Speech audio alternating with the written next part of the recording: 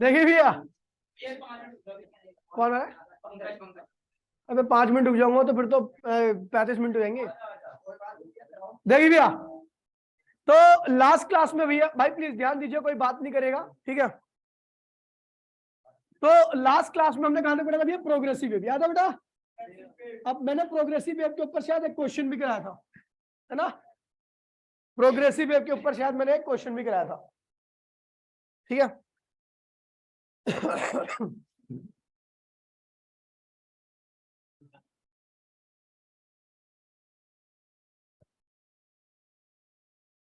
अच्छा, boundary effect करा दिए थे मैंने आपको, ठीक है भैया? देखिए, कॉपी मत करना, घर से आके नोट्स बना लेना, ठीक है भैया? बहुत भाई प्लीज, ओए ठीक है, नॉन स्टॉप पढ़ा रहा हूं मैं, ठीक है? बाउंड्री इफेक्ट, तो और फोटो खींचने का भी क्लिक करने का टाइम नहीं दूंगा, वो कहाँ गया मिटने वाला? नहीं नहीं मत खींचना प्लीज। देखिए भैया,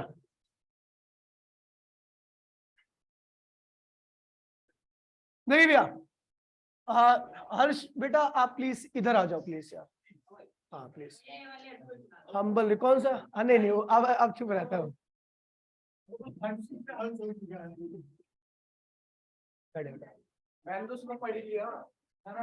वंश अब त्यागी तो नहीं बोलूंगा मैं, लेकिन तू आ जा आगे, वंश आ जा। भाई क्या हो गया? अब त्यागी वाली बात नहीं रही उसमें। देखिए भैया, बाउंड्री इफेक्ट ध्यान दीजिए भैया, मैं स्टार्ट कर रहा हूं, कोई बोलेगा नहीं प्लीज, ठीक है भैया? बाउंड्री इफेक्ट में क्या होता है भैया? पहला reflection of wave, reflection of wave from rigid and, किससे आ रहा भैया? रिजिड एंड से। तो भैया अगर आपकी वेव गई और इस तरीके से और रिजिड एंड से टकराई तो रिफ्लेक्ट होके क्या होगी भैया? वो अब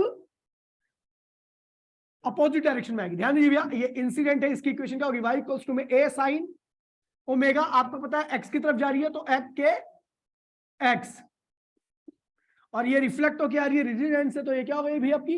y2 इक्वल्स टू में a माइनस a लगाओगे क्योंकि रिफ्लेक्ट फेस चेंज हो गया इसका, साइन ओमेगा t प्लस के एक्स बता रही है भैया, नेगेटिव x में जा रही है, ठीक है भैया? दूसरा है reflection of wave, reflection of wave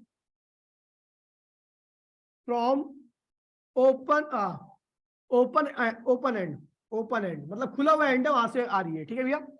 तो ये ध्यान देना भैया, कुछ इस तरीके का डायग्राम बनाया था मैंने आपको, आपने यहाँ पे जर्क दिया, ये वेव हुई y1 इक्वल्स टू में a sign omega T minus क्या होगा भैया आपका के एक्स माइनस क्यू, क्योंकि पॉजिटिव एक्स में जा रही है, रिफ्लेक्ट होके इसी डायरेक्शन में वेव आएगी, ठीक है भैया? लेकिन उसका फेस क्या रहेगा? यही रहेगा, लेकिन डायरेक्शन क्या होगी? ये वाली इधर जा रही थी तो ये वाली क्या होगी? इधर आएगी।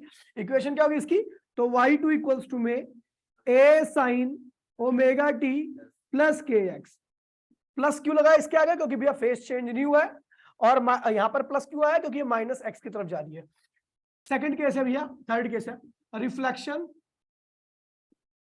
Of wave in open organ pipe, open organ pipe.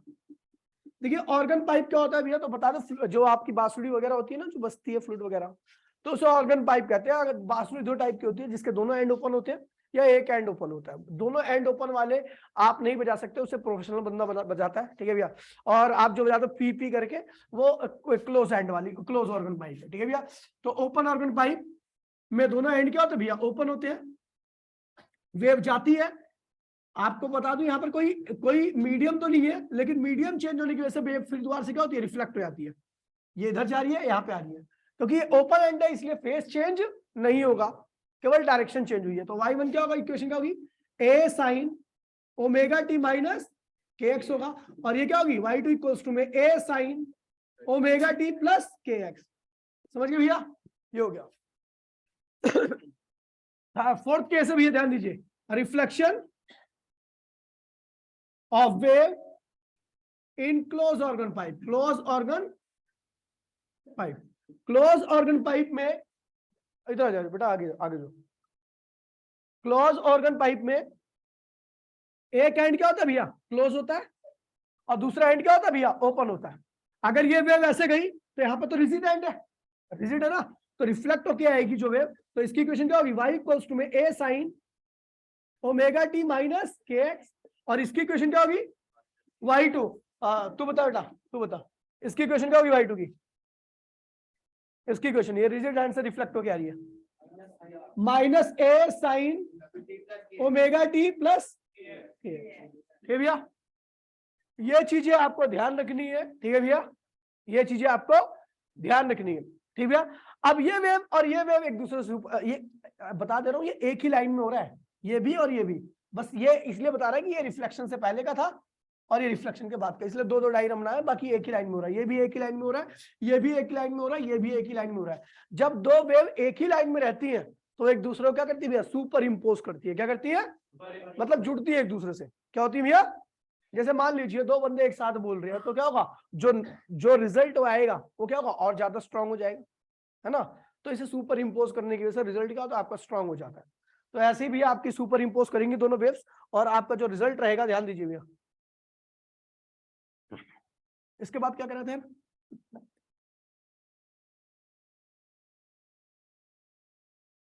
देखिए इसमें मैथ्स थोड़ी लगी हुई है, बहुत आसान चैप्टर है, ठीक है भैया।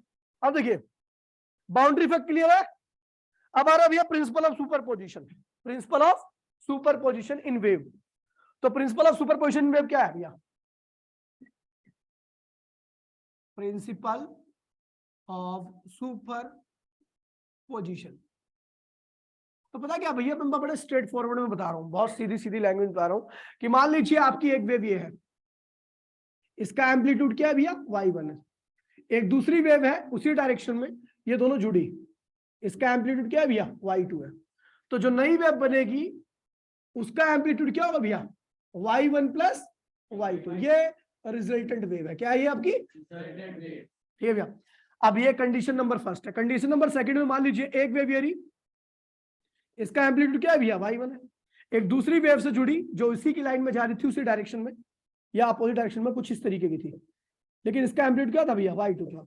तो जो रिजल्टेंट वेव होगा, अगर मान लीजिए ये ज्यादा हुआ तो रिजल्ट ऊपर की तरफ आएगा, अगर ये ज्यादा हुआ तो रिजल्ट क्या होगा, नीचे की तरफ आएगा। तो मैंने क्या दिया, ये क्या होगा, y1 माइनस y2, ये रिजल्टेंट वेव होगी। इस कंडीशन में क्या है, if y1 is greater than y2, और ये भी हो सकता है पॉसिबिलिटी कि रिजल्ट नीचे की तरफ से आए। ये कब होगा भैया, जब y2 y1 से, ये y2 है, ठीक है भैया, और माइनस y1, ये आपका रिजल्ट वेव है। तो भैया देखिए प्रिंसिपल ऑफ सुपरपोजिशन कहता है कि दो वेव अगर एक ही डायरेक्शन में चल रही है, एक ही लाइन में, तो जो नई वेव बनेगी वो क्या होगी भैया, उन दोनों के एम्पलीट्यूड के सम के बराबर होगी। अगर दो वेव एक दूसरे से अपोजिट फेज में चल रही है तो जो नई वेव बनेगी उसका एम्पलीट्यूड हमेशा क्या होगा, उन दोनों के डिफरेंस के बराबर रहेगा। अगर ऊपर वाली वेव का एम्पलीट्यूड ज्यादा तो रिजल्ट कहां जाएगा, ऊपर की तरफ, और नीचे वाली वेव का एम्पलीट्यूड ज्यादा है तो रिजल्ट क्या आएगा, नीचे की तरफ। अब इसकी स्टेटमेंट देखिए, according to principle of superposition, the resultant amplitude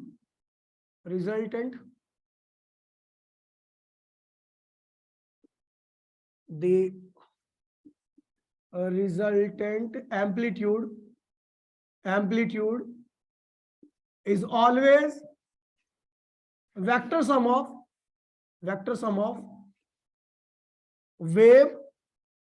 waves present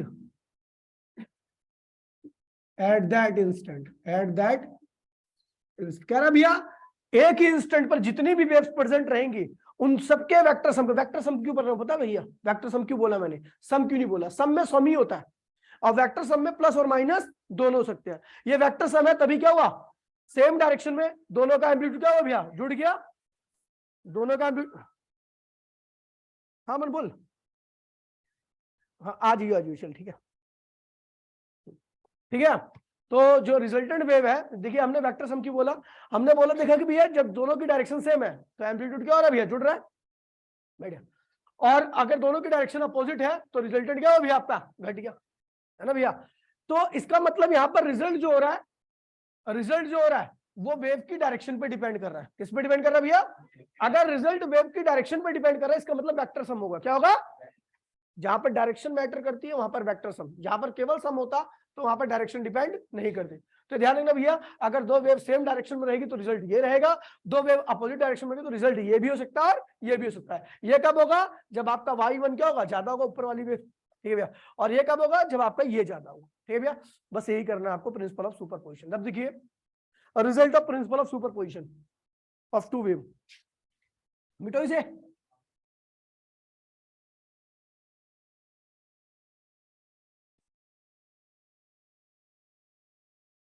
अब इसको 3 बार करोगे एग्जाम से पहले पहले, कम से कम 15 तारीख से पहले पहले कम से कम 3 बार करा दूंगा मैं इस चीज को, ठीक है। एक result of principle of superposition, result of principle of super position, principle of super position के रिजल्ट क्या होते हैं? तो भैया 11th क्लास के लेवल पर जो हमें पढ़ना है वो दो रिजल्ट होते हैं। पहला होता है भैया आपका standing wave formation, standing wave, और इसी को कहते हैं भैया stationary wave. Standing wave stationary wave एक ही होती है, ठीक है भैया। और दूसरा होता है भैया अगला भैया बीट फॉर्मेशन। क्या है भैया? बीट फॉर्मेशन, ठीक है भैया। ये दो चीजें पढ़नी है, इंटरफेरेंस की वजह से होती है हमेशा। किसकी वजह से होता है भैया? Principle of superposition. तो अगर दो वेव मिलेगी या तो ये होगा या ये होगा। अब ये कब होगा? ध्यान दीजिए भैया, ये जब होता है जब दोनों वेव की फ्रीक्वेंसी क्या होती है भैया? एग्जैक्टली सेम होती है। क्या होती है? या और दूसरा कंडीशन है भैया उनका एम्पलीट्यूड भी क्या होता है भैया? सेम होता है। दोनों का एम्पलीट्यूड क्या होता है भैया? सेम होता है। और तीसरा क्या होता है भैया? डायरेक्शन अपोजिट हो। क्या हो भैया? अपोजिट हो। अब स्टैंडिंग देखो ना, एक कार आ रही है 4 किलोमीटर पर घंटा से, एक कार आ रही है 4 किलोमीटर पर घंटा से, टकराई ना, इसके अंदर कोई मूवमेंट होगी ना इसके अंदर। क्यों? क्योंकि दोनों की स्पीड क्या है भैया? सेम है। डायरेक्शन क्या है भैया? अपोजिट है। तो स्टैंड करेगी, पूरी की पूरी वेव क्या होगी? वहीं पर रुक गई, तो इसे कहते हैं स्टैंडिंग वेव। तो ऐसा जब भी पॉसिबल है जब एक वेव इधर से आए, एक वेव, दोनों आइडेंटिकल वेव इधर से आए। आइडेंटिकल मतलब इसकी फ्रीक्वेंसी वही, इसकी फ्रीक्वेंसी वही, इसका भी एम्पलीट्यूड वही, इसका भी एम्पलीट्यूड, दोनों टकराएंगे तो एक क्या बनेगी? Standing wave. क्या बनेगी? बहुत इंपॉर्टेंट टॉपिक है भैया। अगला है बीट फॉर्मेशन। तो बीट फॉर्मेशन का सिंपल सा प्रोसेस है, आपको बता दूं। कई बार आपने देखा होगा आपके घर में वो होम थिएटर वगैरह होगा, तो उसमें एक हुटर नाम की एक चीज होती है, ठीक है भैया। वो क्या करता है? कभी आवाज को बढ़ा देता है, कभी आवाज कम कर देता है, कभी आवाज क्या करता है भैया? अबे होता नहीं डीजे 420, एकदम से आवाज आती है, एकदम से आवाज बढ़ती है, फिर एकदम से कम हो जाती है।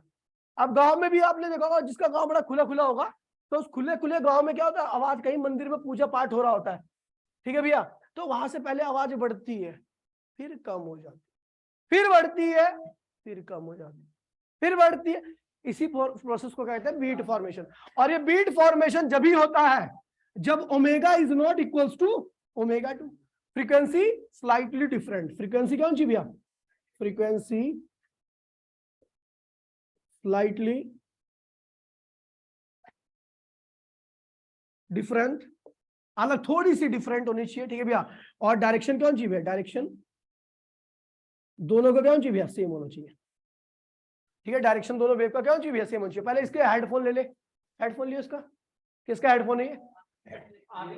अच्छा चल ठीक है, अच्छी, नहीं नहीं कोई नहीं यार, सॉरी सॉरी। आपका यूट्यूब अच्छा यार वॉच टाइम बढ़ा रहा है, मैं उससे कोई फर्क नहीं पड़ता मुझे, ठीक है भैया।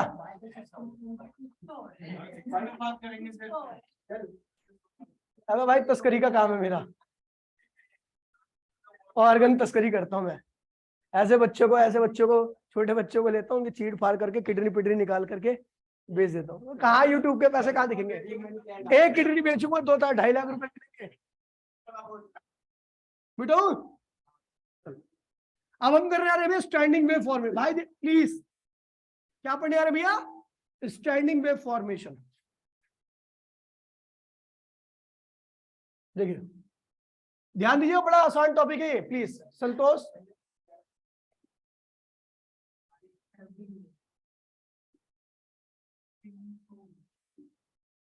स्टैंडिंग वेव और स्टेशनरी वेव ध्यान दीजिए कैसे बनती है, पहले समझ लीजिए, ध्यान दीजिए।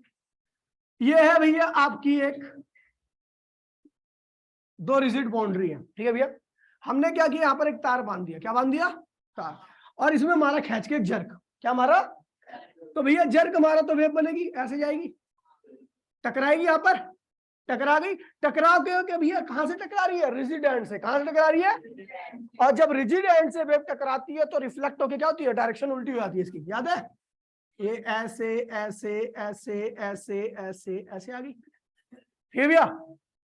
अब आप देख रहे हो कि अब देखिए भैया इसके अंदर कोई मूवमेंट नहीं रहेगी, ये कौन सी वेव थी भैया, ये जो इधर जा रही थी वो y1 इक्वल्स टू में a sin omega T minus के एक्स थी, और ये जो इधर आ रही है वो क्या होगी, y2 इक्वल्स टू में a माइनस, माइनस क्यों लगा पता भैया, क्योंकि फेज चेंज हो गया, साइन ओमेगा टी प्लस के एक्स, ठीक है भैया।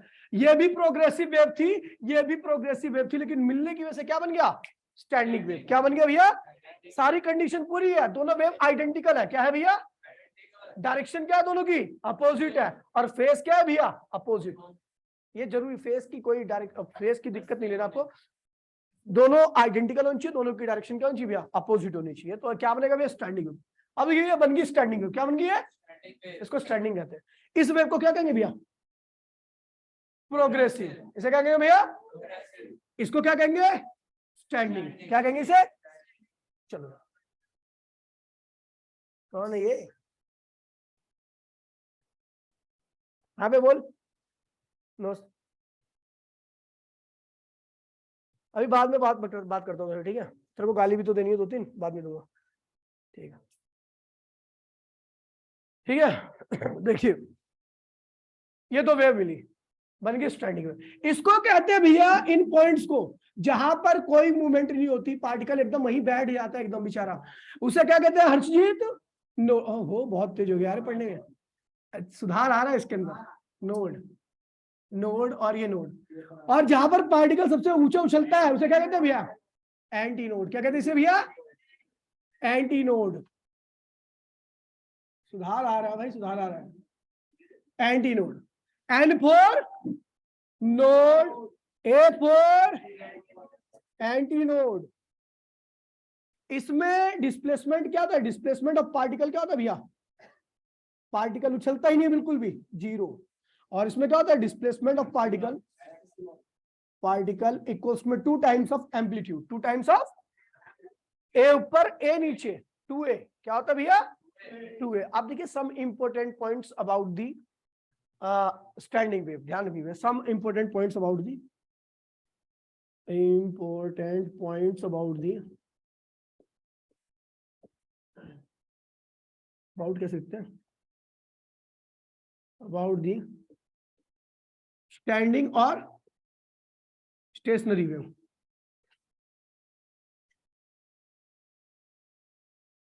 देखिए भैया कुछ पॉइंट है, पहला पॉइंट देखिए भैया, ध्यान दीजिए, आप खुद जानते हो कि जितने भी पार्टिकल वाइब्रेट कर रहे हैं, मान लीजिए यहाँ का पार्टिकल वाइब्रेट कर रहा है, वो इतना ही वाइब्रेट करेगा, यहाँ का पार्टिकल इतना वाइब्रेट करेगा, यहाँ का पार्टिकल इतना वाइब्रेट करेगा, तो सबसे ज्यादा एम्पलीट्यूड किसका होता है, एंटी नोड वाले का, ठीक है भैया। और एक बात बता दो भैया, मान लीजिए इसको इतना यहां से गया, यहां पर आया, फिर वापस आ गया, इसको वाइब्रेशन में 1 सेकंड लग रहा है, इसको भी 1 ही सेकंड लगेगा वाइब्रेशन में, और इसको भी कितना लगेगा भैया, 1 ही सेकंड लगेगा, यानी हर पार्टिकल की फ्रीक्वेंसी क्या होती है भैया, सेम होती है, क्या होती है भैया, नहीं समझा फ्रीक्वेंसी का मतलब, सुन लीजिए भैया, मान लीजिए जो ये यहाँ पर है ना, जो नोड के जस्ट सामने है, तो बहुत कम वाइब्रेट करेगा, हल्का हल्का वाइब्रेट करेगा, थोड़ा थोड़ा, जो नोड से थोड़ा दूर है तो उसकी वाइब्रेशन क्या होगी, ज्यादा होगी, जो और दूर है एंटी नोड के पास है उसकी वाइब्रेशन क्या होगी, सबसे ज्यादा होगी। लेकिन पता क्या कह रहा है, कह रहा है भैया अगर इसको वाइब्रेट करने में जो एकदम पास में है नोड के, उसको 1 सेकंड लग रहा है, तो उसको भी क्या लगेगा, इसको भी क्या लगेगा, जब सबका वाइब्रेशन टाइम पीरियड 1 ही है तो सबकी फ्रीक्वेंसी भी क्या होगी भैया। तो ये ध्यान रखना, जितने भी पार्टिकल वाइब्रेट कर रहे हैं चाहे वो कहीं पर भी हो, सबकी फ्रीक्वेंसी क्या होती है भैया, सेम होती है। तो frequency of each particle, each vibrating particle is same, सबकी फ्रीक्वेंसी क्या होती है, सेम होती है। बहुत इंपॉर्टेंट पॉइंट है भैया, ठीक है। सेकंड पॉइंट है एम्पलीट्यूड, क्या सबका एम्पलीट्यूड सेम है, जो नोड के पास में उसका तो 0 है, और जो एंटी नोड के पास में उसका क्या है भैया, मैक्सिमम। यानी नोड से एंटी नोड की तरफ जाओगे तो एम्पलीट्यूड क्या होगा, बढ़ेगा, क्या होगा भैया, और एंटी नोड से नोड की तरफ जाओगे तो एम्पलीट्यूड क्या होगा भैया। तो एम्पलीट्यूड इज डिफरेंट। ठीक है भैया, जो नोड पर होगा एम्पलीट्यूड क्या होगा उसका 0, और जो एंटी नोड पर होगा उसका क्या होगा भैया, एम्पलीट्यूड क्या होगा मैक्सिमम। क्या होगा भैया, मैक्सिमम। फ्रीक्वेंसी सबकी सेम है, एम्पलीट्यूड सबका डिफरेंट है। अब देखिए भैया एक तीसरा पॉइंट आ रहा है बहुत खासम खास। अच्छा एक बात बताओ, मैंने कहा भैया ये भी 1 सेकंड में वाइब्रेशन पूरी कर रहा है, ये वाला भी 1 सेकंड में वाइब्रेशन पूरी कर रहा है, ये वाला भी 1 सेकंड में वाइब्रेशन को पूरी कर रहा है। तो बताओ सबसे ज्यादा स्पीड किसकी होगी, 1 की, 2 की या 3 की? सबसे ज्यादा स्पीड किसकी होगी? पता है क्यों? क्योंकि 3 जो है वो उतने ही टाइम में बड़ा डिस्टेंस कवर कर रहा है, और 1 जो है वो उतने टाइम में छोटा डिस्टेंस कवर कर रहा है। तो भैया ध्यान रखना, तीसरा पॉइंट, वेलोसिटी, वेलोसिटी, ठीक है, वेलोसिटी जो होती है,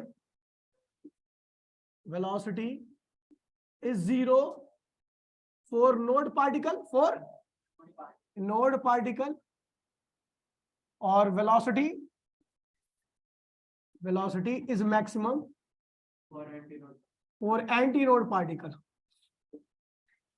एंटी कैसे लिखते हैं, एंटी नोड पार्टिकल। ठीक है भैया, समझ गए? अब एक बात और सुन लो बहुत खासम खास, कि जितने भी पार्टिकल ये ऊपर जा रहा है, कितना एंगल बनाया, 90 डिग्री, ये मैक्सिमम पहुंच गया, ये भी वहीं पे पहुंच जाएगा 90 पे, यही पहुंच जाएगा। सबका वाइब्रेटिंग फेस क्या होता है, सेम होता है, सब एक ही टाइम में एक ही एंगल बनाएंगे। 90 सबका 90, 0 सबका 0, 180 सबका 180। समझ गया भैया? सबके अंदर एक साथ फ्लक्चुएशन होगी, एक साथ गया ना भैया। चाहिए देखिए ये अंतर क्या होता है, देखा आपने, देखा ये भी 1 सेकंड में इतना ऊपर गया, नीचे आ गया, ये भी 1 सेकंड में ऊपर गया, नीचे आ गया। समझ गए भैया? सबका ठीक है भैया, समझ गए भैया? सबका एंगल सेम होगा। और क्या लिखवाया था?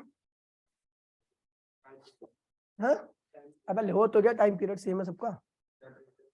हाँ देखिए भैया, ये नोड है। अच्छा देखिए, एक वेव यहां से स्टार्ट होती है, यहां पे आगे खत्म होती है, इसके बीच की दूरी क्या होती है, लैम्डा। क्या होती है भैया?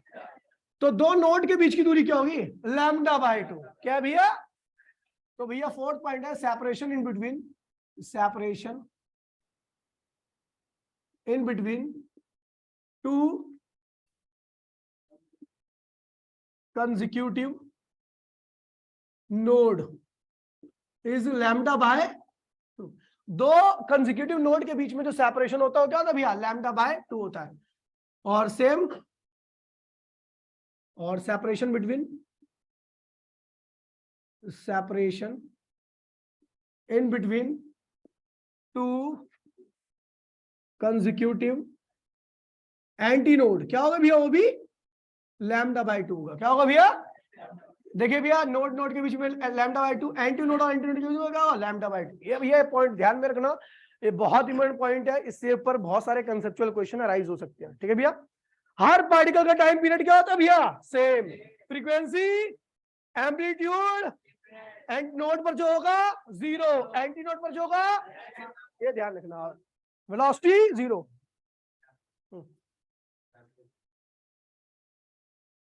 हाँ हाँ देखो भैया कुछ नहीं है, बहुत प्यारा बच्चा है, ठीक है।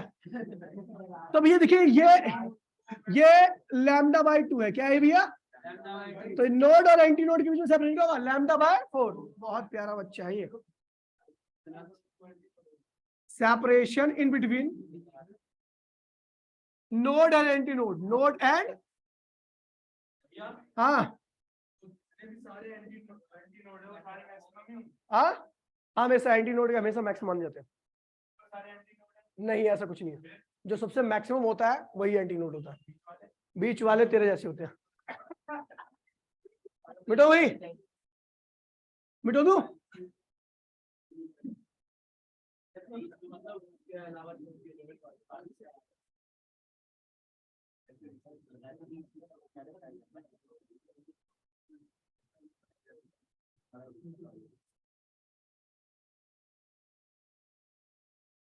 देखिए भैया, equation of standing wave formation. ठीक है, देखिए भैया अभी अपने को इक्वेशन ऑफ स्टैंडिंग वेव निकालनी है, ध्यान रखना भैया। Equation of standing wave standing wave. ठीक है, मैंने एक वेव लिया, मैं इक्वेशन लिख रहा हूं, मैं आपसे पूछूंगा कि क्यों ऐसा, क्यों ऐसी इक्वेशन क्यों लिखी है, ध्यान दीजिए भैया। y1 इक्वल्स टू में a sin omega T minus के एक्स, इसको तो ऐसे लिखूंगा, इसको लिख रहा हूं मैं, इससे रिफ्लेक्ट होके जो वेव आ रही है वो लिख रहा हूं a sin omega T plus के एक्स। मैंने माइनस नहीं लगा, इसका मतलब क्या पता है कि भैया ये ओपन एंड से रिफ्लेक्ट होके आ रही है। कहां से आ रही है? अब आफ्टर सुपर पोजिशन के बाद क्या होगा भैया? देखिए सुपर पोजिशन के बाद क्या होगा, जो रिजल्ट बनेगा वो क्या होगा, y1 प्लस y2 के बराबर रहेगा। क्या रहेगा? y1 की वैल्यू क्या है भैया? a sign omega T minus के एक्स, और y2 की वैल्यू क्या है? a sign omega T plus. अब देखिए भैया, जिनके पास मैथ्स नहीं है उसके लिए बता देता हूं भैया, साइन a प्लस b का एक फॉर्मूला होता है, और माइनस का भी ये होता है, sine a cos b plus या माइनस, प्लस होगा तो प्लस लगाना, माइनस होगा तो कॉस ए साइन बी, ये फॉर्मूला होता है। ठीक है, समझ गई? ए कॉमन ले लिया दोनों में से, साइन ए माइनस बी का फॉर्मूला लिख दिया, ओए साइन ए माइनस बी का फॉर्मूला लिख दिया, तो क्या हुआ? साइन ओमेगा टी कॉस के एक्स, ध्यान दिए भैया, माइनस लगाना यहाँ पर, तो माइनस लगाना है, कॉस ओमेगा टी साइन के एक्स, ध्यान दीजिएगा भैया। फिर बीच में क्या है भैया? प्लस लगा हुआ है, ए तो कॉमन चला गया है ना, साइन ओमेगा टी कॉस के x plus cos omega T sine के। ठीक है भैया, मैं इसकी जगह पे एक और फॉर्मूला यूज कर सकता हूं जिसमें साइन ए प्लस साइन बी का फॉर्मूला होता है। क्या होता है भैया? साइन ए प्लस साइन बी का फॉर्मूला होता है, तो मैंने उसको यूज नहीं किया क्योंकि जिसके पास मैथ नहीं होगा तो उसके लिए ज्यादा इजी है पढ़ना। ठीक है, हाँ नहीं मेरे को तो याद है, मैं जान मुश्किल लिखता हूँ। ये दोनों क्या होगा भैया? कैंसिल हो गया, क्या बचा? ये और ये, तो ये हो जाएगा, रिजल्टेंट वेव क्या आएगी भैया? 2a। देखिए भैया, ये और ये साइन सेम है, आइडेंटिकल है, 2a हो जाएगा, a तो ये है 2a, और क्या होगा भैया? cos के एक्स साइन ओमेगा टी। ओहो, क्या आ गया? Equation of standing wave. ये क्या है भैया? इक्वेशन ऑफ, ये क्या है? Progressive wave. ये क्या है? जुड़ी तो क्या बन गया? ये स्टैंडिंग वेव है, इसे कहते हैं भैया इक्वेशन ऑफ स्टैंडिंग वेव। ये स्टैंडिंग वेव की इक्वेशन है, इसमें वेव प्रोपोगेट नहीं करती, इसमें वेव एक ही जगह पर क्या होती है? रुक जाती है, ठहर जाती है, पार्टिकल वहीं पर वाइब्रेट करते हैं। ठीक है भैया, एनर्जी आगे प्रोपोगेट नहीं करती इसमें। अबे ये प्रोग्रेसिव दोनों मिल गए तो क्या बन गया? स्टैंडिंग। ओए अब ये क्या है भैया? इसे कहते हैं एम्पलीट्यूड। क्या कहते हैं इसे भैया? अब क्यों कहते हैं, ध्यान दीजिए भैया, एम्पलीट्यूड।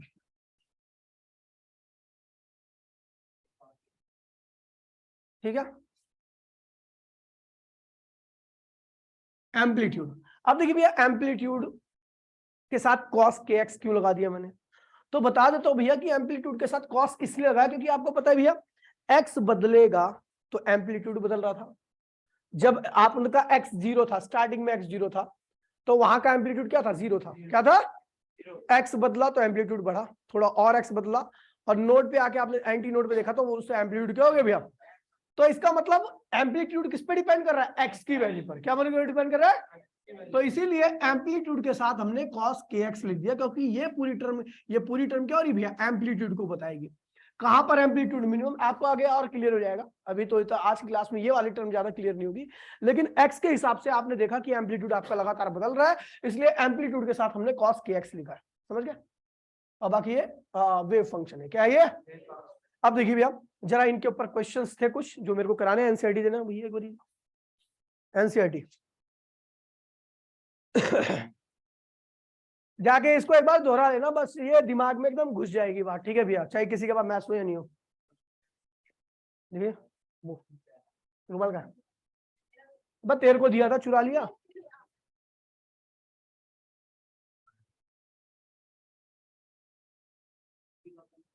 अब FIR लिखवाई थी इसकी मैंने, ये एक टकवाल है ना चोर, उसके पास है।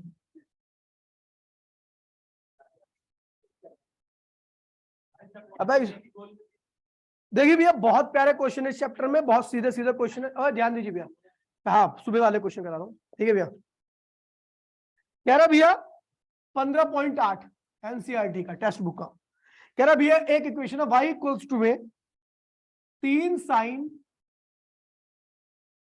36t प्लस 0.018 प्लस π/4, ये है अपने को निकालना है भैया।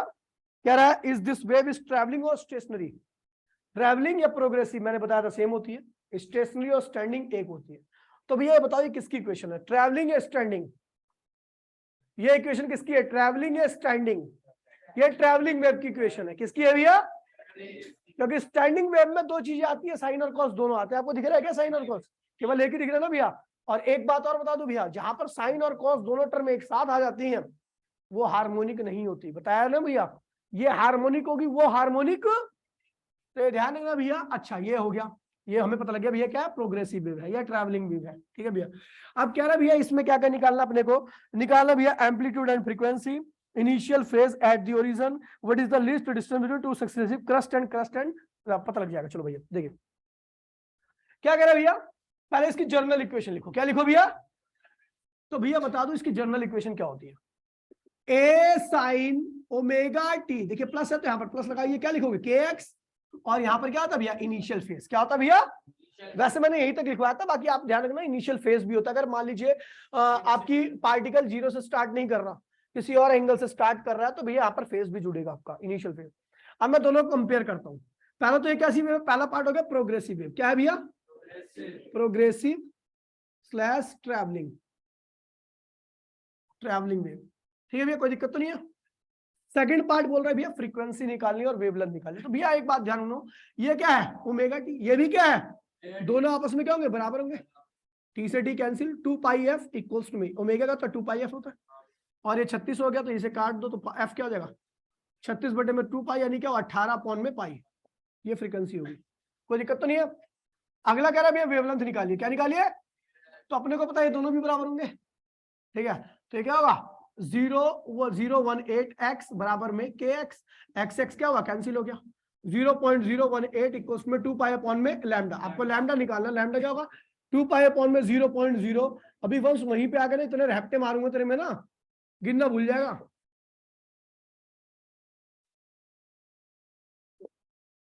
ठीक है भैया, ये लैम्डा है। ठीक है, उसके बाद क्या बोल रहा है भैया, इनिशियल फेज। क्या बोल रहा है? तो भैया अपने को पता है ये चीज क्या इनिशियल फेज है, पाई नॉट इक्वल्स में क्या हो भैया π/4, ये भी हो गया। ठीक है भैया, फोर्थ पार्ट, फिफ्थ पार्ट क्या बोल रहा है पता है क्या भैया, कह रहा है दो क्रस्ट के बीच की दूरी बताइए। क्या बताइए भैया? तो एक बार बता दूं, दो क्रस्ट के बीच की दूरी वेवलेंथ के बराबर होती है। क्या होती है भैया? तो भैया वेवलेंथ हमने निकाल ली है, आंसर आ गया। ठीक है भैया, अगला क्वेश्चन देखिए। अब क्रस्ट 9वीं पास हुआ था, इसे कहते हैं क्रस्ट, इसे कहते हैं ट्रफ, इसे कहते हैं क्रस्ट। दो क्रस्ट के बीच की दूरी को लैम्डा कहते हैं।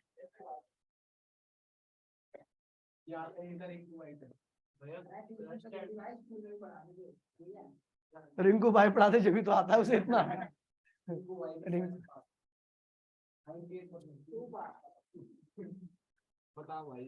बेटो भाई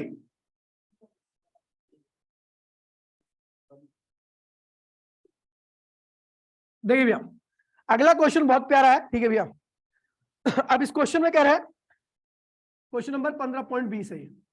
y इक्वल्स टू में 2 cos 2 पाई, ध्यान दीजिए भैया 2 पाई tan t plus minus 0.0080x। सुबह एक मिस्टेक हो गई थी मेरे से, अभी बताता हूँ मिस्टेक क्या हुई है। देखिए भैया कह रहा है कि भैया ये वेव है, आपको क्या रखिए वेव। अब देखिए भैया कह रहा है कि ये, मैं इसका क्वेश्चन को मीनिंग समझाता हूं आपको। ये एक वेव है, ठीक है, और मान लीजिए दूसरी वेव है, दोनों एक जगह से स्टार्ट तो हो नहीं रही है, इसने कुछ, इसके बीच में कुछ डिफरेंस है, दोनों के बीच में कुछ, इस डिफरेंस को कहते हैं पाथ डिफरेंस। क्या कहते हैं इसे भैया? Path difference. और अगर इसी पाथ डिफरेंस को एंगल में कन्वर्ट किया जाए तो उसे कहते हैं फेज डिफरेंस। क्या कहते हैं भैया? भैया अगर इस रास्ते को देखा जाए तो पाथ डिफरेंस, और इन दोनों के एंगल में जो डिफरेंस देखा जाए, मान लीजिए मैं आपको बता रहा हूं, एक डायग्राम बना रहा हूं, ये क्या है भैया, साइन ग्राफ है, ये क्या है भैया, कॉस ग्राफ है। साइन 0 से स्टार्ट हो रहा है, लेकिन ये ऊपर से स्टार्ट हो रहा है, तो इन दोनों के बीच में अगर आप फेज डिफरेंस की बात करोगे तो 90 डिग्री होगा। क्या होगा? तो भैया फेज, दो वेव ऐसी दो वेव है जो एक ही पॉइंट से स्टार्ट कर रही है, तो ना तो उनके बीच में फेज डिफरेंस होगा, ना ही क्या होगा, पाथ डिफरेंस होगा। लेकिन अगर दो वेव्स अलग अलग जगह से स्टार्ट कर रही है तो उनके बीच में फेज भी होगा और पाथ भी होगा। क्या होगा? समझ में बात नहीं? तो इन दोनों के बीच में फेज और पाथ डिफरेंस दोनों ही होगा, लेकिन यहां पर अगर मैं ऐसे बोला दूं, एक वेव ये रही और दूसरी वेव यहां से है, तो ये दोनों का फेज और पाथ डिफरेंस नहीं है इनके बीच में। समझ गए भैया? क्योंकि दोनों का स्टार्टिंग और एंडिंग पॉइंट क्या भैया, सेम है, लेकिन यहाँ पर दोनों का स्टार्टिंग पॉइंट क्या अलग अलग है, इसलिए फेज भी होगा और पाथ भी होगा। समझ गए? यहाँ पर भी होगा फेज पाथ। साइन और कॉस के बीच में फेज डिफरेंस होता है जो कि होता है 90 डिग्री, π/2। जिसके पास मैथ्स है उसको ज्यादा अच्छे समझ में आएगा, ध्यान दीजिए भैया। तो क्वेश्चन में पता क्या बोल रहा है भैया, कि अपने को ये वेव दे रखी है, ठीक है, और बोल रखा है पाथ डिफरेंस दे रखा है एक किसी वेव के साथ। पहले पाथ डिफरेंस क्या था भैया, 4 मीटर, फिर पाथ डिफरेंस क्या था भैया, 0.5 मीटर, फिर पाथ डिफरेंस क्या था भैया, λ/2 मीटर, ठीक है भैया, फिर पाथ डिफरेंस क्या था भैया, 3λ/4 मीटर। कह रहे जितने भी पाथ डिफरेंस है सबको फेज डिफरेंस में कन्वर्ट करो। जितने भी ये दो वेव्स के बीच का, एक वेव ये है और दूसरी वेव कोई और होगी, ठीक है, उनके बीच का पाथ डिफरेंस पहले इतना था, फिर इतना था, फिर इतना था, फिर इतना था। इन्हीं जो पाथ डिफरेंस दे रखे हैं इनको किसमें कन्वर्ट करना है आपको, फेज डिफरेंस में। किसमें करना है? तो भैया कुछ भी नहीं है, आपको लग रहा होगा पता नहीं कहाँ आईआईटी का क्वेश्चन आ गया, ठीक है, और अगर इंपल्स वगैरह में पढ़ते तो बता देता आईआईटी में आ रखा है ये, ठीक है, लेकिन इसकी औकात 1 रुपए की नहीं है। देखिए क्या है, आपको पता होना चाहिए भैया, ये वेव है, ठीक है, ये यहां से यहां पे जा रही है, तो इसने कितना डिस्टेंस कवर किया है, लैम्डा, कितना किया है, और कितना फेज कवर किया है, तो पाई और पाई यानी 2 पाई, कितना किया होगा, ये पाई और ये पाई, क्या हो गया 2 पाई। वो कितने में कवर किया है, इतने। देखिए लैम्डा मीटर में 2 पाई का फेज डिफरेंस होता है। अगर कोई वेव लैम्डा मीटर चलती है तो इसका मतलब वो 2 पाई का फेज कवर करती है। कितना करती है? अब देखिए भैया, तो हमें पता लग गया, सोल्यूशन कर रहा हूं मैं, ध्यान दीजिए सोल्यूशन। तो लैम्डा मीटर बराबर में 2 पाई का फेज, तो 1 मीटर बराबर में क्या होगा, 2 पाई अपॉन में लैम्डा। तो भैया 1 मीटर में इतना है। अगर मान लीजिए, चलो मैं एग्जांपल देता हूँ, कुछ बच्चे हैं एक क्लास में, एक हॉस्टल में कुछ बच्चे हैं, सब कितना खाते हैं, 1 किलो खाना, कितना, चलो 2 किलो खाना खाते हैं, सब बच्चे कितना खाते हैं, हमें पता है हर बच्चा 2 किलो खाना खाता है। मैं बोलूंगा 5 बच्चे कितना खाएंगे, 10 किलो, 20 बच्चे कितना खाएंगे, 50 किलो, अबे साले 40 किलो, ठीक है, 50 बच्चे कितना खाएंगे, 100 किलो। कैसे पता लगे, क्योंकि आपको पता है एक बच्चा इतना खाता है, तो जितने बच्चे भी आएंगे उससे गुणा कर दीजिए।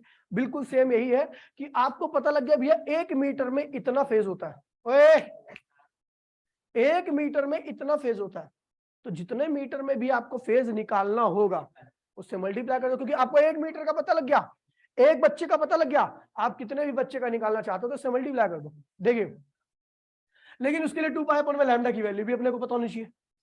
तो भैया बड़ा ही आसान है, देखिए इसकी मल्टीप्लाई इसमें करोगे तो ये, अब देखिए इसको मैं जनरल इक्वेशन बनाता हूँ, 2 cos, इसकी मल्टीप्लाई इसमें करोगे तो क्या होगा 20 पाई टी, इसकी मल्टीप्लाई इसमें करोगे तो क्या होगा, यही मल्टीप्लाई इसमें नहीं की थी मैंने इसी क्वेश्चन में, यही मल्टीप्लाई